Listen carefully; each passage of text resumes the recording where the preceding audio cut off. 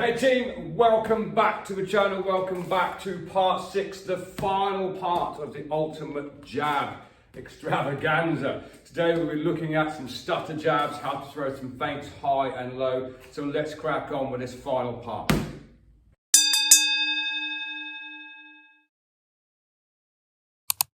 Subscribe. Stutter jabs.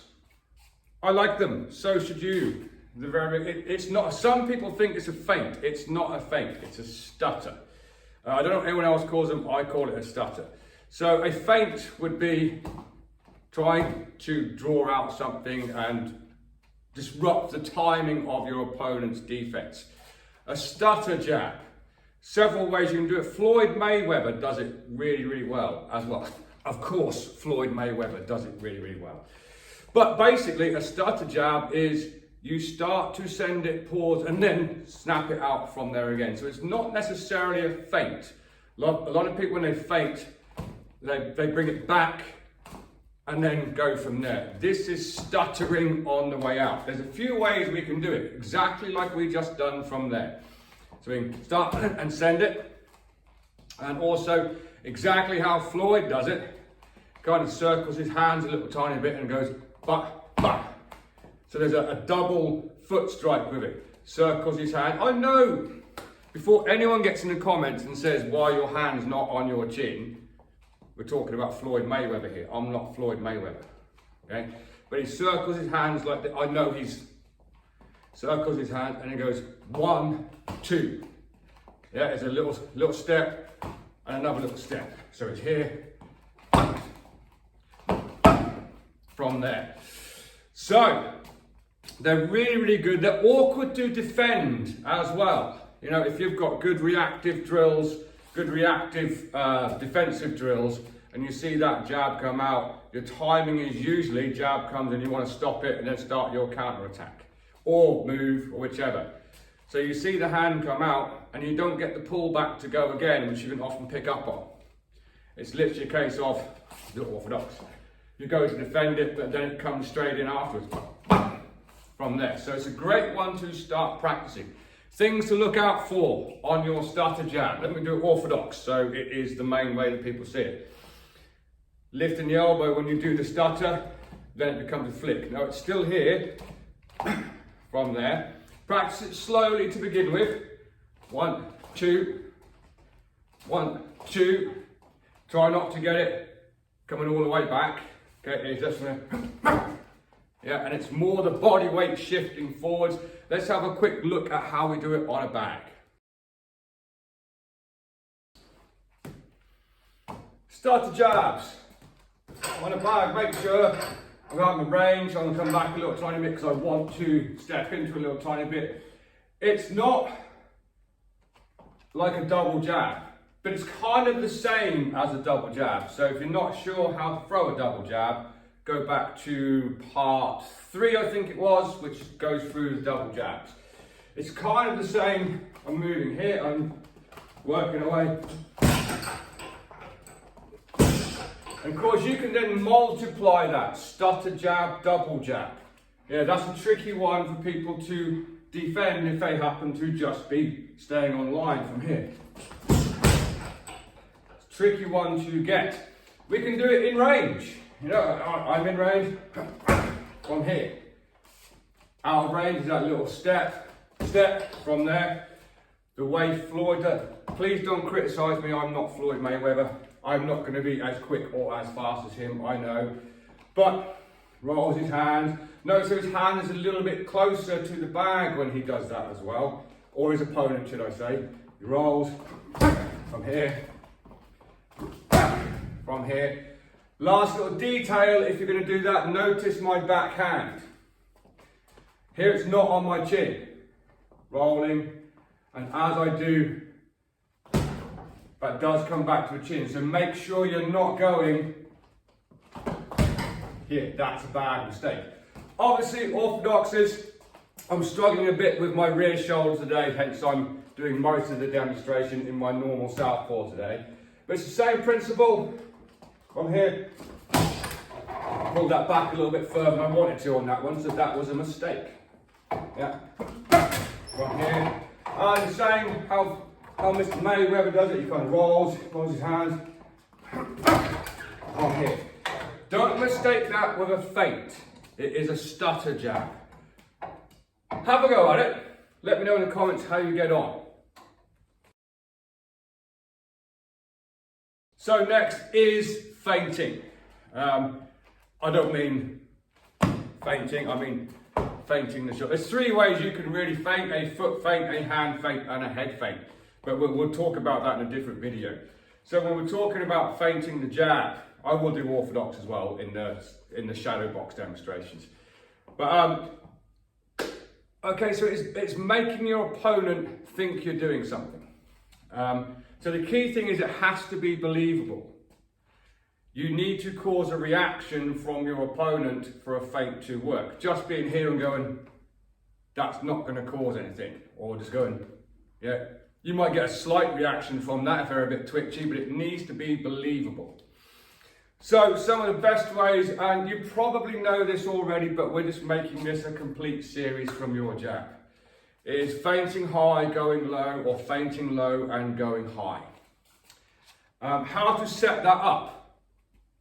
Talking about, let's say you see a lot of the pros nowadays doing it. They will go to the body, and we've spoke about jabs to the body in a previous video as well. So we're here, we can either just, if we're in range, level change and go to the body, or we can be out of and step in, but we must level change. We don't just punch down because that's not very defensively responsible.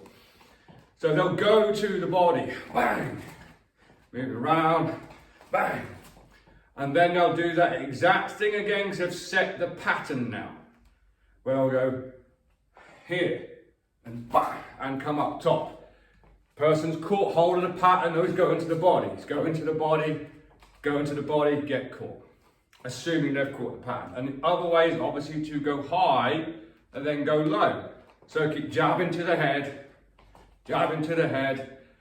half send it, level change, and go to the body. It's exactly the same opposite way around in your orthodox stance. I'm going to the body. Yeah, going to the body. Go back. Then switch it up to up top, and opposite way around as well. Jabbing to the head, using any of the jabs that we've looked at so far. Yeah, jabbing to the head, up jabbing, slip jabbing, one sort of thing here, double jabbing from here. And snap that one into the body as well. Reasonably easy to practice on a bag, but let's have a look at the best ways we can do this.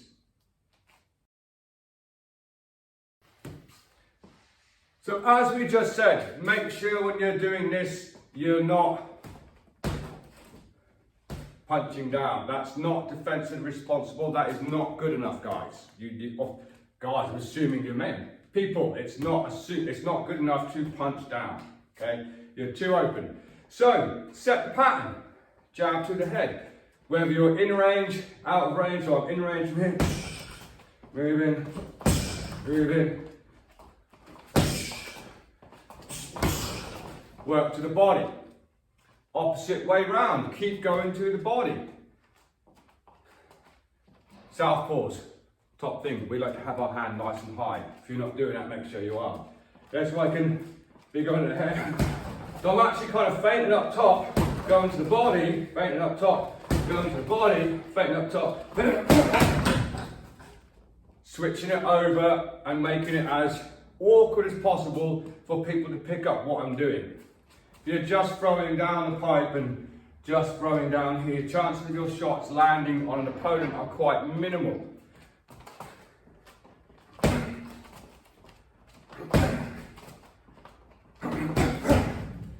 Yeah, switch it up, use your feints. So, let's talk about one last thing to end this series. So at the beginning of this, part one, I said we were going to take you all the way through from how to do a jab correctly and the common mistakes and making it your best weapon. We've looked at lots of ways to do this. We've looked at how to correct the common mistakes. We've looked at how to throw a basic jab correctly. We've then looked at probing jabs, which is in and out. We've looked at jabbing coming forwards. We've looked at double jabbing.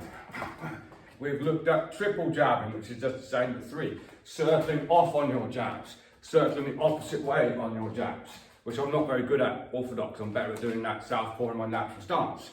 We've looked at jabbing to the body, stepping in to jab the body. We've looked at jabbing backwards with the step defensively as well. We've spoke about how you can punch same hand, same foot, or same hand, opposite foot. If we're going same hand, opposite foot, that's becoming defensive. That's becoming more powerful when I'm going with the same hand, same foot. We've also looked at our feints and lots of other things involved as well. Top tip, re-go over the videos. Whether you're southpaw or orthodox, if you are orthodox, stick a glove on your left hand. Grab a piece of paper or something to make sure you're not dropping your lead hand and have jab only rounds. Okay, and work through all these scenarios. Oh, I forgot, look at slip jab, up jabs and slip jabs as well. You want to make your less dominant arm your best weapon. You've got to work it more in as many different scenarios as you possibly can. Okay, so have something that you've got to hold to your face without a glove on, so you know you're not dropping your hand or pulling it away or flaring elbows or anything like that. And work through some jab rounds, whether you're shadow boxing it or on a heavy bag. Okay, don't just be there going, oh, it's my weak arm, I'm just going to do that to set up a big shot from here. That is a huge mistake that a lot of beginners make. Make this your best weapon.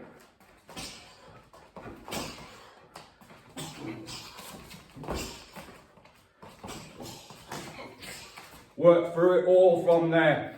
Work through your body shots and just continue to work this hand as much as you can until you love throwing your jab so much. You're catching people with it all the time and you're like, wow, my jab is awesome. Try it. Keep working it. Let me know how you get on with it and tell me if this series has improved your jab. So there we have it, guys. Coach's Corner, a little bit of a chat at the end here. Jabs, just keep working them. You know, they set everything in boxing, not just in boxing, in kickboxing, Muay Thai, MMA, anything that has striking in it is often set off the jab. It needs to be not, oh, this is my weak hand. To be honest with you, this is quite condensed, this series. Could probably make this way, way bigger.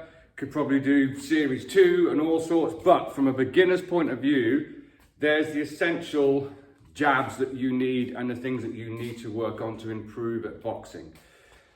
Let me know how you get on with it. And until next time, with another video, train safe, train hard, train intelligently, and I'll see you soon.